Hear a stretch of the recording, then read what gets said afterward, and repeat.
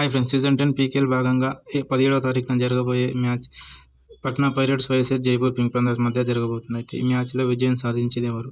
ఈ రెండు జట్లు వాళ్ళు ఆడిన లాస్ట్ మ్యాచ్లో ఓడిపోయి వస్తున్నారు. అయితే ఈ మ్యాచ్లో విజయం సాధించేది ఎవరు? పట్నా పైరేట్స్ చూసుకున్నట్లయితే యుఎంఐ చేతిలో ఓడిపోయి వస్తున్నారు.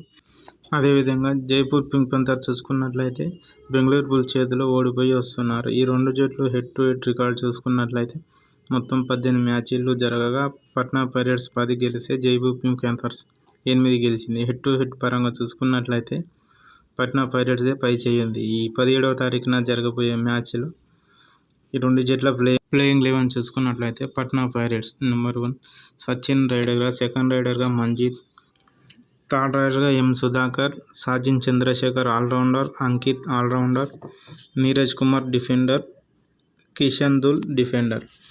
Jaipur Pink Panthers playing 11 Arjun Deshwal raider, V Ajith Kumar, Rahul Chaudhari, Sahul Kumar, Reza, Sunil Kumar, Ankush. ఏ టీం విజయం సాధిస్తుందో కామెంట్ రూపంలో తెలియజేయండి ఫ్రెండ్స్.